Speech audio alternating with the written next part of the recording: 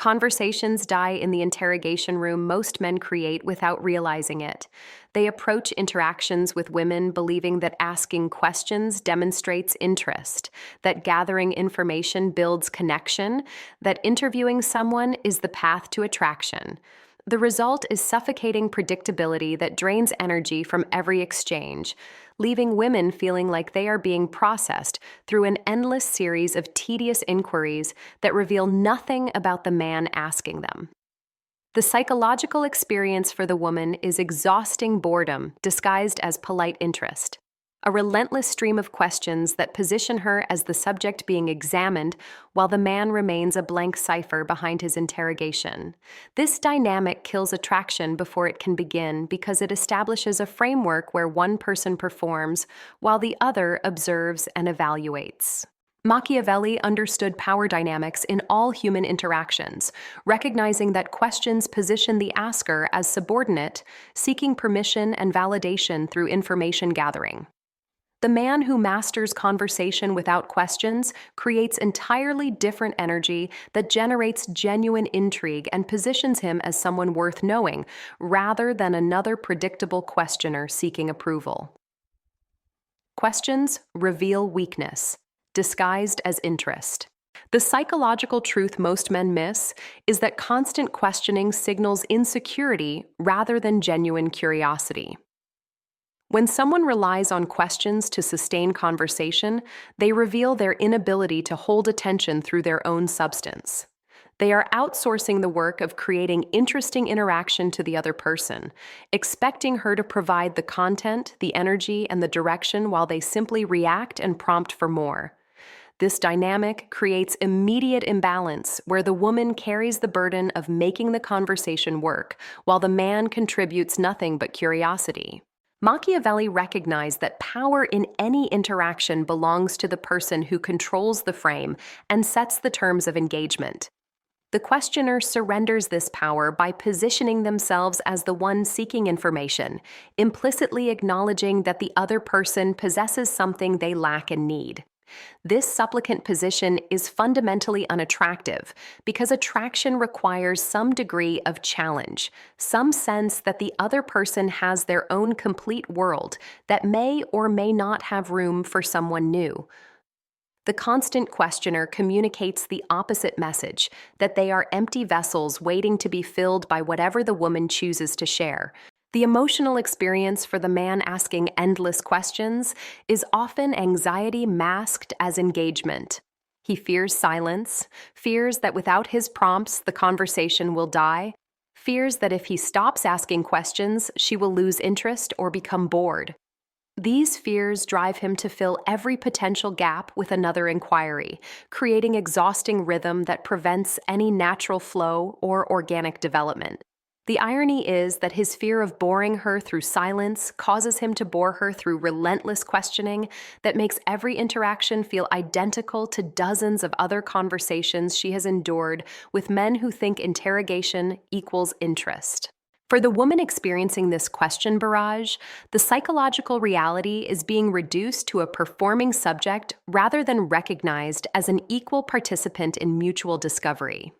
She answers questions out of politeness while internally feeling the conversation's one-sided nature, recognizing that she is doing all the emotional and intellectual work while he simply prompts and observes. This recognition does not generate attraction, but rather the particular fatigue that comes from carrying conversations that should be shared endeavors. The man who asks endless questions believes he is showing interest when he is actually demonstrating his lack of substance. The deeper problem with question-based conversation is that it prevents the man from ever establishing his own identity or value. Every question turns attention away from himself and toward her, which seems generous but is actually strategic failure. She leaves the conversation knowing only what she revealed about herself and the fact that some man was curious enough to ask questions. She knows nothing about who he is, what he values, how he thinks, or why she should care about seeing him again. The question asker remains a blank slate that inspired no particular interest or desire because he never presented anything to be interested in or desire. Statements create reality, Questions seek permission. The fundamental shift that transforms interaction quality is moving from asking to declaring. Statements create framework and establish presence, while questions defer to others for direction and content. When someone makes observations, shares perspectives, or declares preferences instead of asking about others' views, they demonstrate autonomous thought and confident self-possession that questions can never communicate. Machiavelli understood that those who define reality for others gain power over those who seek reality from others. The psychological mechanism underlying this dynamic is that statements force engagement on the speaker's terms, while questions allow the listener to control engagement on their terms. The person who asks questions essentially says, "I will discuss whatever topics you choose in whatever depth you prefer at whatever pace you set." The person who makes statements says, "This is what I find interesting, this is what I observe, this is what I think," and invites the other person to engage with this established framework or not. The second approach inherently commands more attention because it presents something rather than requesting something. The emotional experience of making statements instead of asking questions initially feels uncomfortable for men conditioned to believe that interest must be expressed through inquiry. Making declarations feels presumptuous, like imposing one's thoughts without invitation, like assuming the other person cares about one's observations and perspectives. This discomfort must be overcome because it reflects misunderstanding of how attraction operates. Women are not attracted to men who carefully seek permission to exist in conversational space, but to men who naturally occupy that space with confidence that their presence and thoughts have value. For the woman experiencing statement-based conversation instead of question-based interview, the psychological shift is liberation from performance obligation. She is no longer responsible for generating all content while he merely prompts and reacts. Instead, she encounters someone with their own perspectives and observations that she can engage with, challenge, or build upon. This creates actual exchange rather than one-sided interrogation, allowing her to relax into genuine interaction rather than performing responses to predictable questions. The quality of statements matters tremendously. Generic observations or obvious declarations provide no more value than questions. The strategic communicator makes statements that reveal actual thought, that demonstrate unique perspective, that show genuine engagement with whatever topic or situation is present.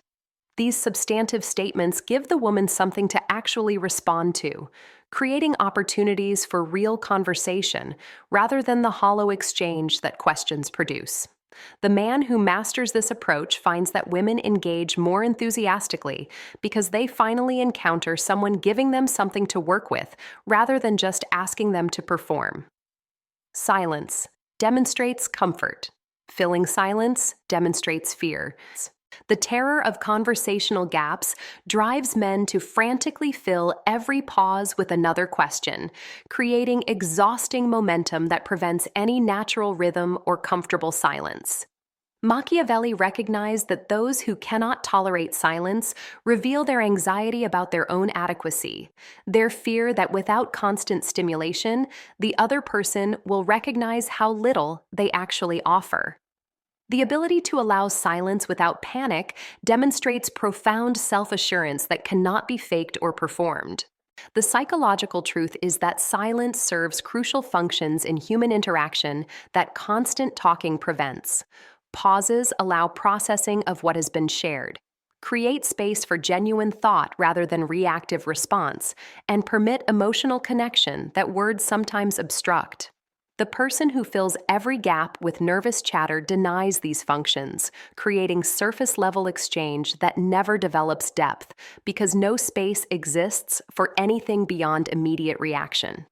The confident person allows silence to exist, trusting that it serves the interaction rather than damages it.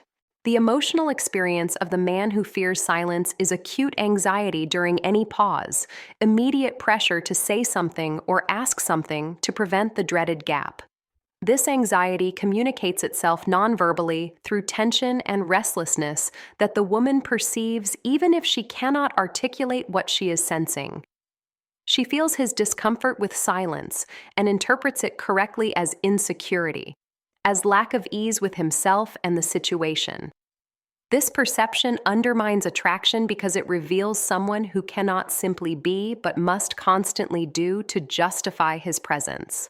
For the woman experiencing comfortable silence instead of frantic gap filling, the psychological effect is powerful.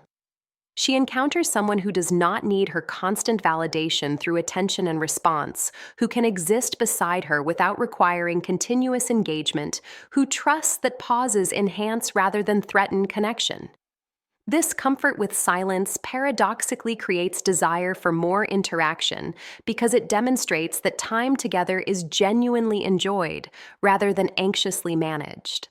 The man who can sit in silence without discomfort communicates completion that questions and nervous chatter can never convey.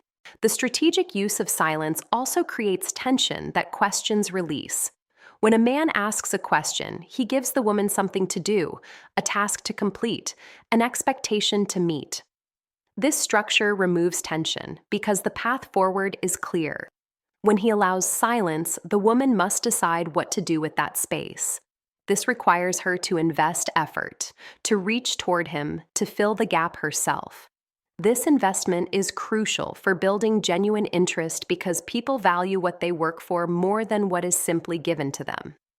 The man who allows silence creates opportunities for the woman to demonstrate her interest through her choices about how to engage with that silence. Observations replace questions, creating intrigue over interview. The practical alternative to questions is observations that invite response without demanding it. Instead of asking where someone is from, observing their accent or mannerisms that suggest origins. Instead of asking what someone does, commenting on qualities or knowledge they display that imply certain paths. Instead of asking about interests, sharing observations that reveal attention to details most people miss.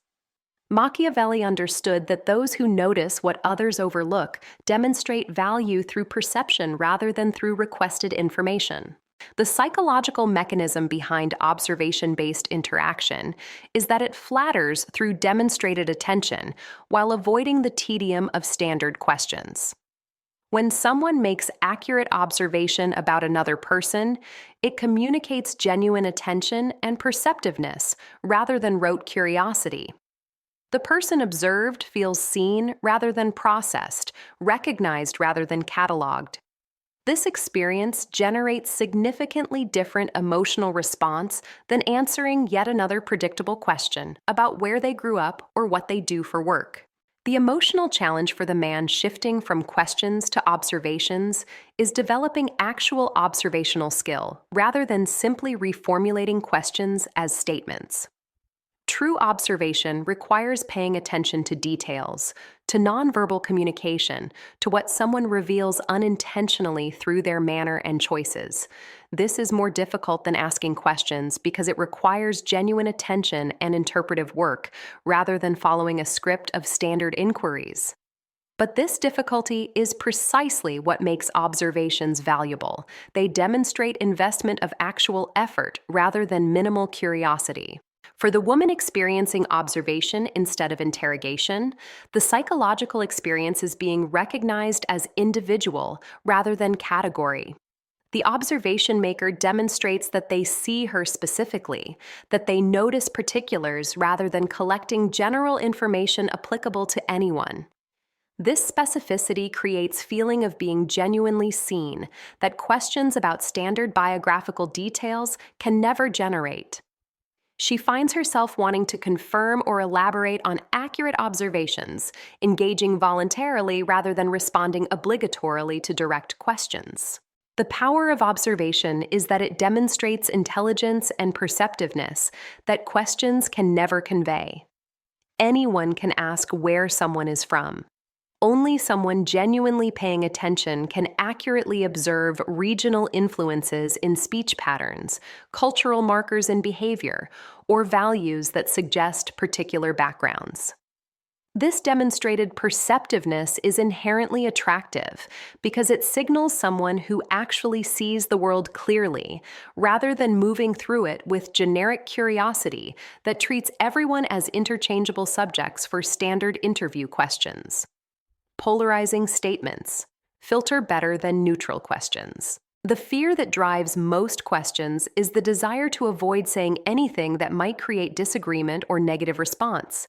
Men ask questions because questions are safe, because they cannot offend, because they guarantee the woman can respond however she prefers without confronting any challenge or contrary perspective. Machiavelli recognized that this safety-seeking behavior is fundamentally weak and produces mediocre results because it prevents any genuine connection based on authentic alignment or productive friction. The psychological truth is that polarizing statements that reveal actual preferences, opinions, and perspectives serve crucial filtering function that questions avoid. When someone makes clear statement about what they value, dislike, find meaningful or trivial, they invite agreement or disagreement that reveals genuine compatibility or incompatibility. This revelation is valuable because it prevents wasting time with people whose values and perspectives fundamentally conflict with one's own.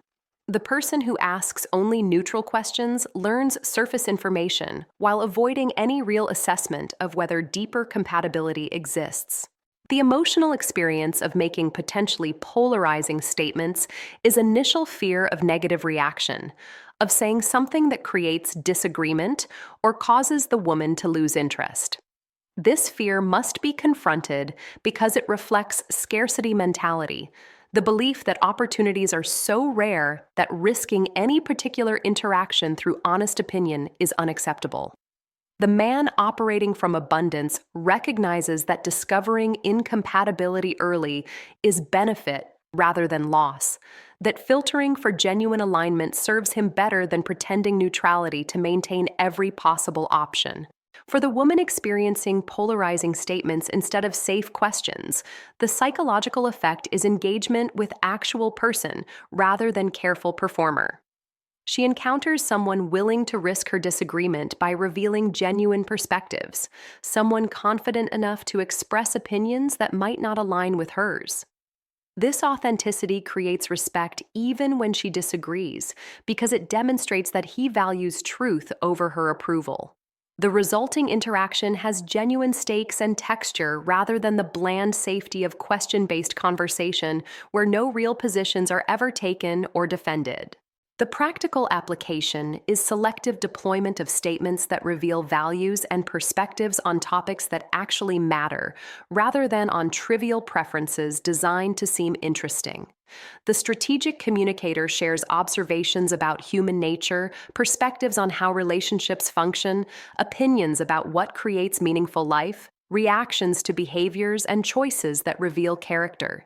These statements invite substantive response rather than surface agreement, creating opportunities for genuine exchange that questions about favorite foods or travel destinations can never produce. The filtering function of polarizing statements is perhaps their greatest value. The man who makes clear his actual perspectives quickly discovers which women align with his worldview and which do not. This discovery saves enormous time and energy that would otherwise be wasted pursuing connections with fundamental incompatibility. The question asker avoids this efficient filtering, spending weeks or months learning through gradual revelation what polarizing statements would have revealed in minutes. The strategic man values his time too highly to waste it on careful neutrality that delays inevitable discoveries about compatibility. The Machiavellian principle underlying all of this is that conversational power comes from setting frame rather than seeking permission, from revealing self rather than hiding behind curiosity, from creating tension rather than releasing it through questions. The man who masters statement-based interaction, who allows silence without fear, who makes observations instead of requests, who polarizes through honest perspective, creates entirely different dynamic than the typical question asker. He positions himself as someone with his own complete existence that she may join, rather than as supplicant seeking entry into hers. This inversion of typical dynamic is what generates genuine attraction rather than polite tolerance of yet another predictable conversation that feels like every other interaction she endures.